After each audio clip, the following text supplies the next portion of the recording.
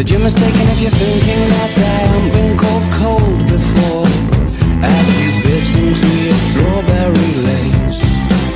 Then offered me your attention in the form of a gobstopper.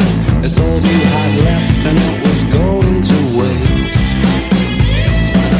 Your pastimes consisted of the strange and twisted and deranged, and I loved that little game you had called Crying Lightning, and how you like to aggravate the